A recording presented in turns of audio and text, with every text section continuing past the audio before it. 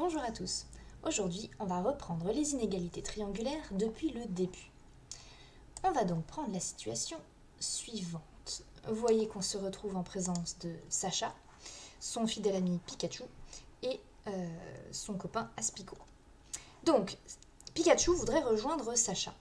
Il a deux possibilités pour le faire. Soit il suit le trajet rouge, c'est-à-dire qu'il y va en ligne droite, auquel cas il va parcourir la distance SP, soit il passe par le chemin vert, il fait un détour pour aller chercher son copain Aspico.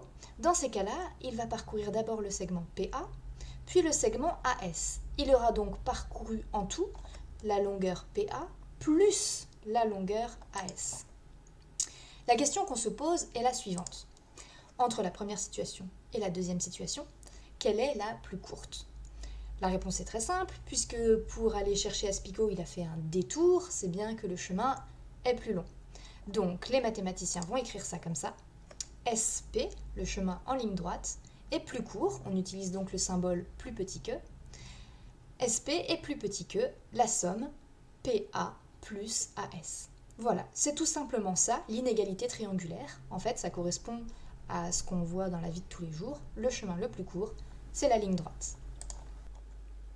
En règle générale, quand on a un triangle ABC, on est exactement dans la même situation avec Sacha qui pourrait être ici et Pikachu qui pourrait être là. Pikachu peut aller en ligne droite pour rejoindre Sacha ou alors faire un détour par le point C. Ça nous donne une première inégalité triangulaire. AB est plus petit que la somme BC plus AC. Si jamais par contre Pikachu est en B et Sacha est en C, il peut aller en ligne droite ou il peut faire le détour par A. On a donc une deuxième inégalité triangulaire, BC est inférieur à AB plus AC. Dernier côté, dernière inégalité triangulaire, c'est plus court d'aller de A à C en allant directement en ligne droite que en faisant un détour par le point B. C'est vraiment ce que disent ces trois inégalités triangulaires. On va vérifier que ces inégalités fonctionnent correctement en faisant afficher automatiquement les longueurs de chaque côté à GeoGebra. Alors j'ai utilisé les couleurs pour qu'on voit bien quelle valeur correspond à quelle longueur. Et on se rend compte qu'effectivement tout fonctionne bien quand on fait le calcul, ici c'est calculé automatiquement. La somme des deux côtés est toujours plus grande que le troisième côté. Et cela fonctionne quel que soit le triangle ABC. Vous voyez que si je modifie le triangle ABC, j'obtiens des valeurs qui sont différentes, mais à chaque fois, la somme de deux côtés est toujours plus grande que le troisième côté. Vous pouvez manipuler vous-même cette petite application sur GeoGebra, je vous mettrai le lien dans la description de cette vidéo. Maintenant, je voudrais attirer votre attention sur un cas particulier. Si le point A fait un triangle très très aplati, tellement aplati que finalement A se retrouve sur le segment BC. Que se passe-t-il ? Il se passe que les points B, A et C sont alignés.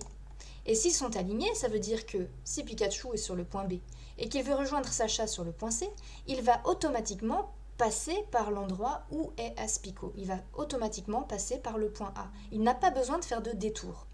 Qu'est-ce que ça veut dire ça ? Ça veut dire que la longueur BA plus la longueur AC correspond exactement au trajet BC.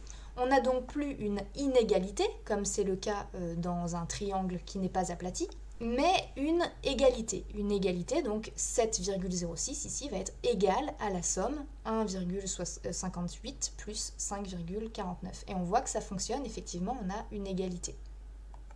On a donc deux situations. Soit on est dans le cas d'un triangle normal, un triangle non aplati. Dans ces cas-là, les trois inégalités triangulaires sont forcément toutes les trois vraies. Soit le triangle est aplati, autrement dit, les points sont alignés. Dans ces cas-là, on a deux inégalités triangulaires qui sont vraies, normalement, et une troisième qui n'est pas une inégalité, mais une égalité.